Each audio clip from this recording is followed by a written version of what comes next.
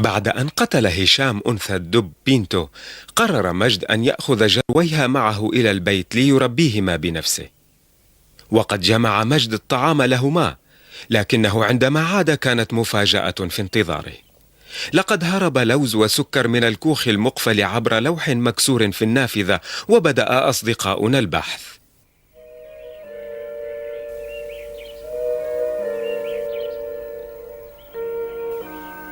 مجد.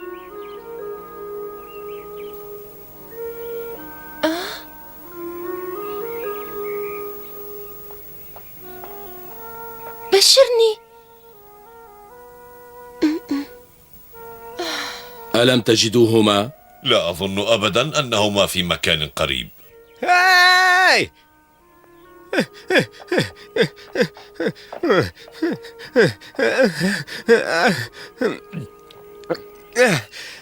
لقد بحثت قرب البحيرة ولم أجدهما. لعلهما عادا إلى البيت. أي بيت؟ الغابة حيث ينتميان. بيتهما في الكهف تحت الشجرة الكبيرة، لكن أمهما لم تعد هناك. إنهما لا يعرفان أنها ماتت، ويظنان أنها ما تزال تنتظرهما هناك. هشام، إن كان مجد محقا فهذا مخيف. نعم، فهما صغيران ولن ينجوا إن أمسك بهما حيوان متوحش. أبي، لنتابع البحث عنهما. انتظر، أنا آت معكم. وأنا أيضا. لن تذهبي مايا، فأنت لن تستطيعي مساعدتهم. لنترك الأمر لهشام، فهو يعرف الغابة أكثر. لا تقلقي، سنجد الدبين ونعيدهما إلى هنا من جديد. حسنا.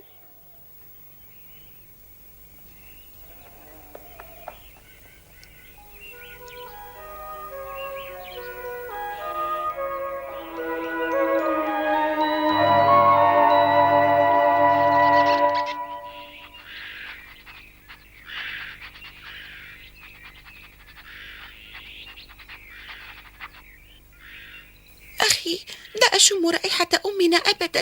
أنا خائفة أن نكون قد ضللنا الطريق.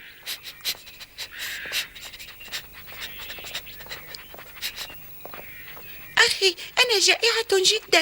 متى سنجد أمنا؟ لا أستطيع أن أحتمل الجوع أكثر. كفي عن التذمر، فنحن نفعل كل ما في وسعنا. إننا نبحث عن أمنا.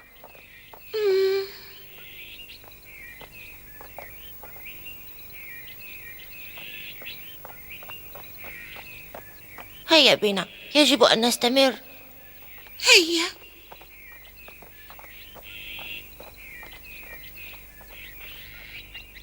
لوز، سكر. لوز، سكر، أين أنتما؟ هيا أجيبا.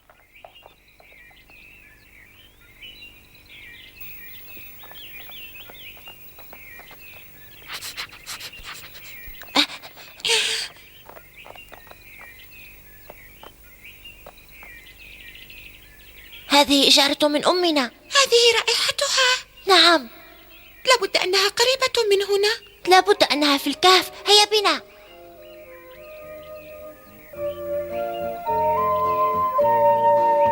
لقد وصلنا إلى الكهف. إذا كنا نركض في الاتجاه الصحيح. ستندهش حتما عندما ترانا. أمي.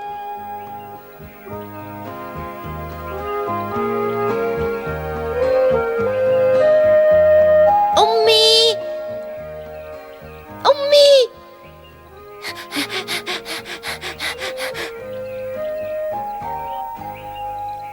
انتظري، ليست رائحة أمنا فقط، هناك رائحة أخرى. ماذا؟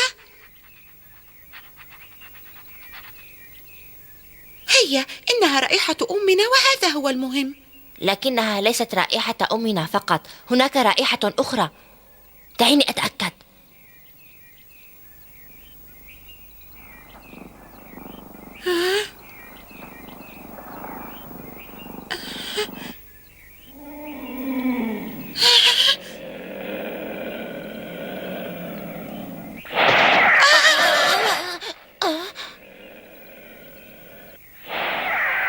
أخي، أنا خائفة.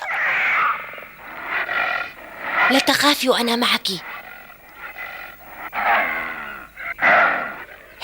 ماذا تفعل عندك؟ هذا الكهف كهفنا. من سمح لك أن تدخل إلى بيت أمنا وهي ليست في البيت؟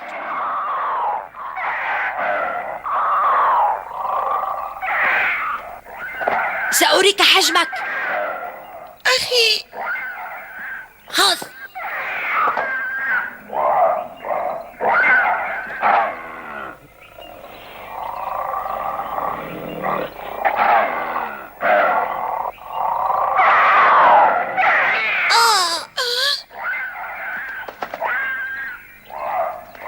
ابتعد لنهرب من هنا بسرعة.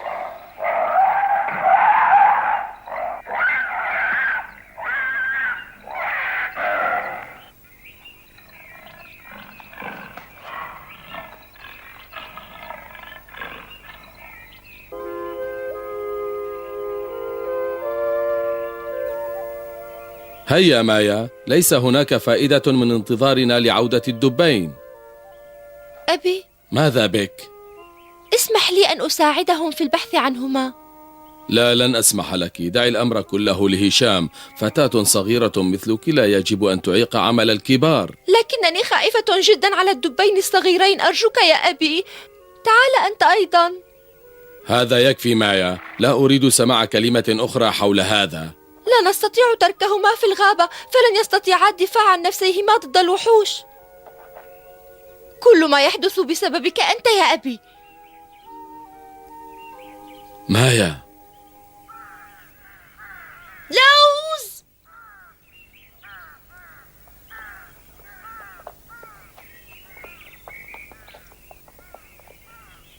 لوز! سكر! اخرجا، لقد أحضرت لكما كيسا مليئا بالطعام. ما الأمر يا هشام؟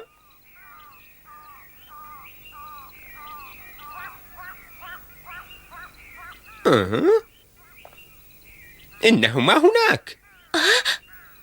لا أرى في الداخل سوى عينين تنظران إلي. اخرجا، لقد أحضرت لكما الطعام.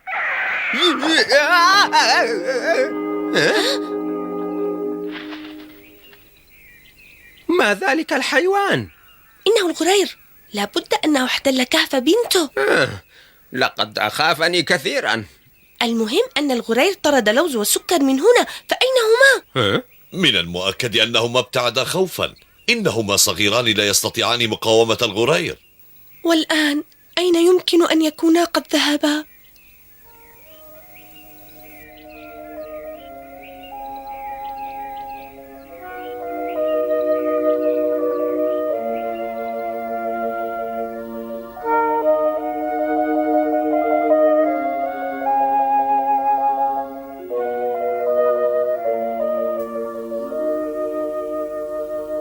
هل آذاك الغرير يا أخي؟ لقد عضني، لكنها عضة صغيرة. ألا تؤلمك؟ إنها على ما يرام مجرد جرح صغير. عندما أكبر سألقن ذلك التافه درسا. لو كنت أعرف أين أمنا. لابد أنها قد خرجت تبحث عنا. لكن إذا كانت تبحث عنا فلماذا لم تأتي إلى هنا؟ لا أعرف، لكنني واثق أنها ستجدنا. سننام هنا الليلة. أجل.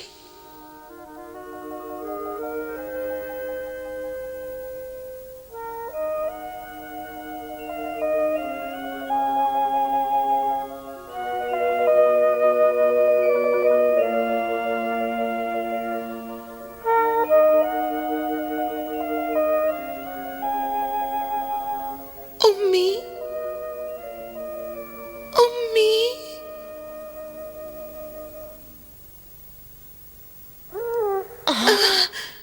أنا خائفة.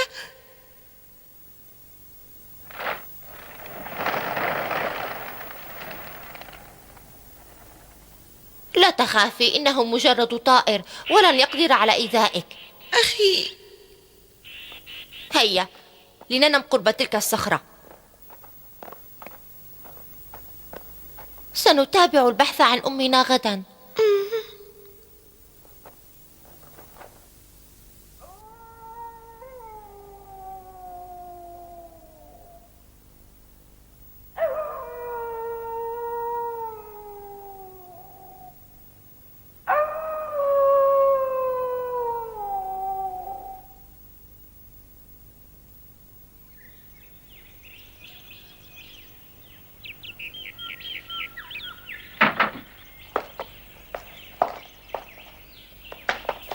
ها؟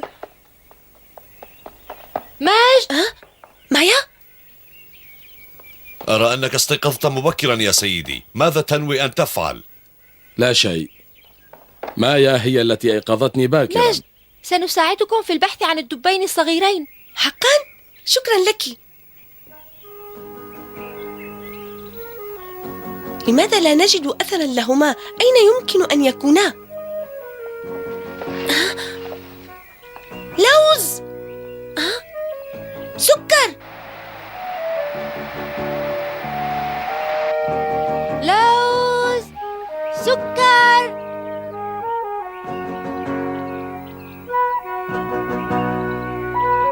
لوز! سكر! هاي! أين أنتما؟ كبيرنا.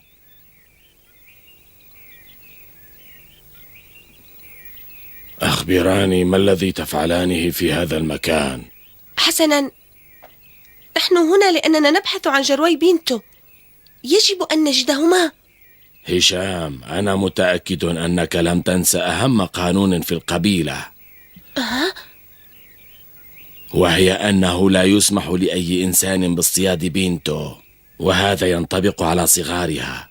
لن نؤذيهما. أمهما بنته قد ماتت. ماذا؟ بنته ماتت؟ نعم للأسف، ونحن نحاول إيجاد جرويها كي نربيهما. هشام، هل تجرأت وقتلت بنته لصالح صيادي الدببة الأشرار؟ إنه لم يقصد، لقد أراد أن ينقذ بنته، ليس خطأه أن بنته قتلت. سيدي، سأقول الحقيقة. أنا المسؤول الوحيد عن موت بنته. أنا مذنب، ولأكفر عن خطأي سأقوم بتربية جروي بنته. سأحاول أن أكون أبا وأما لهما. هذا وعد. هشام، لابد أن سببا مهما دفعك إلى قتل بنته، وأنا رأيت الجروين. حقا؟ أين؟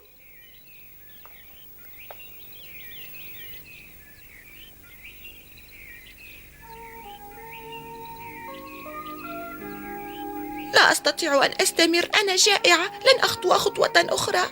وأنا أيضا جائع.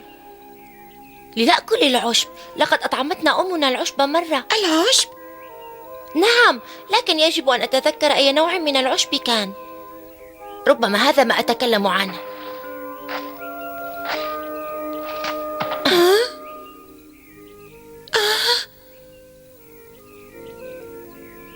كيف وجدت طعمه؟ طعمه مر. لو كانت أمنا هنا لوجدت لنا العشب بسهولة. هل تظن أن أمنا ستعود إلينا؟ طبعا ستعود. حقا؟ أنا واثق من ذلك. أمي.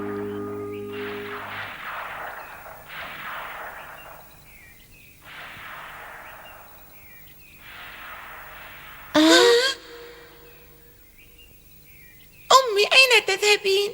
لا تقلقا علي، لدي عمل. لكن يا أمي أنا خائفة. لا تقلقي يا صغيرتي، سأعود قريبا. لا تذهبي يا أمي أرجوك. اهدئي يا صغيرتي.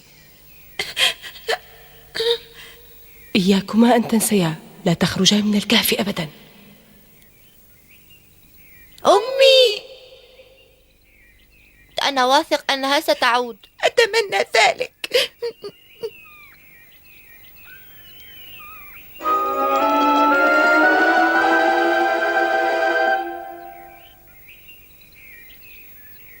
كانا هنا، رأيتهما يركضان على سفح الجبل.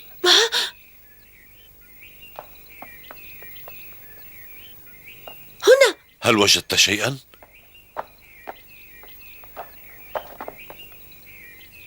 إنه دم. لقد هاجمهما حيوان وجرحهما. الدم لا يزال رطبا، فلا بد أنهما قريبان. إذن دعونا نتبع الأثر.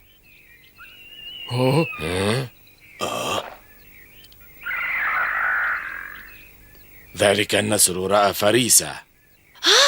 نسر، هل رأى لوز سكر؟ ماذا؟ تعال لا يا أختي، يجب أن نبحث عن أمنا. لكن يا أخي أنا متعبة جدا. تماسكي قليلا، هيا تحركي. يا أخي، من يعرف أين أمنا الآن؟ نحن لا نعرف، لكن يجب أن نبحث عنها. لن ترجع إلينا. أنا أعلم أنها لن تعود. لن تصاب بأذى وأنا حي.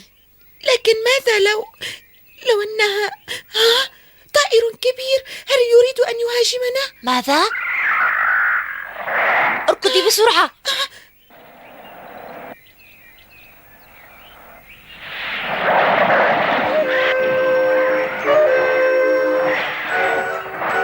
ماذا تريد؟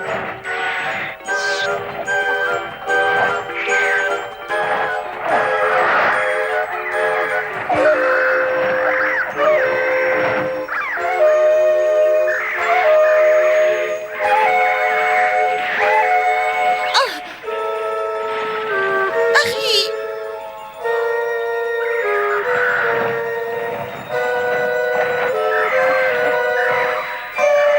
ابتعد من هنا، ابتعد.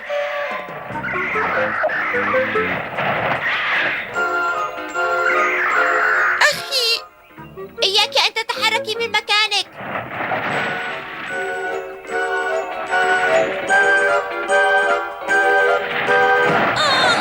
أخي، أخي، أخي. أختي.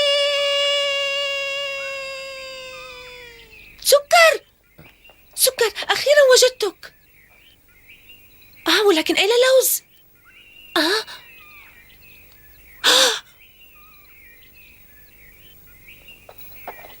لقد تأخرنا.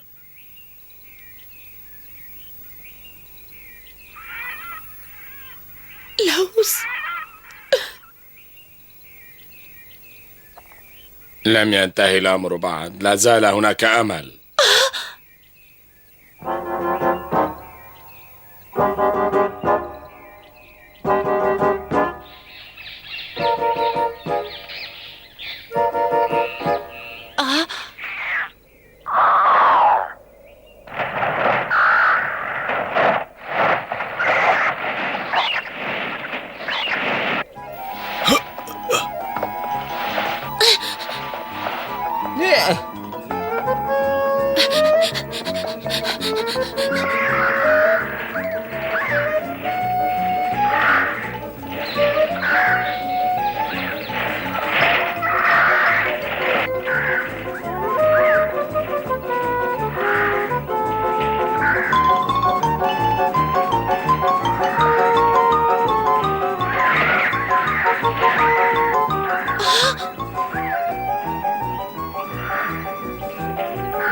سيقتلونه. أعطني القوس بسرعة. خذ.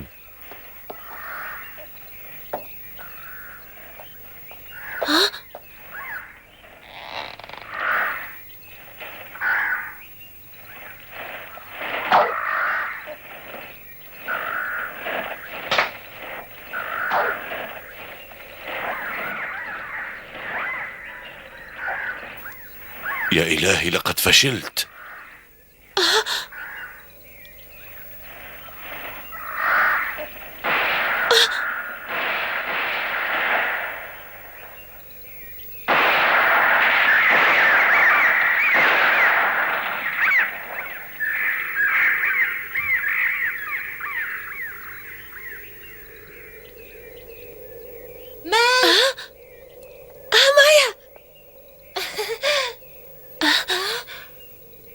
لوز! هشام، كن حذرا.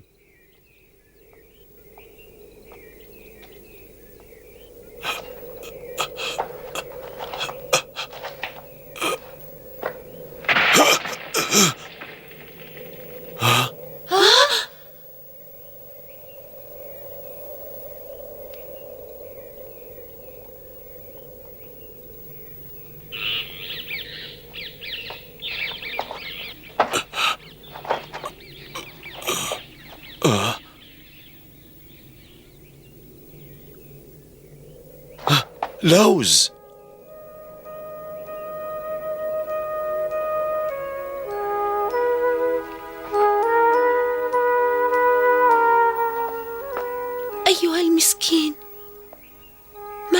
قيد الحياة.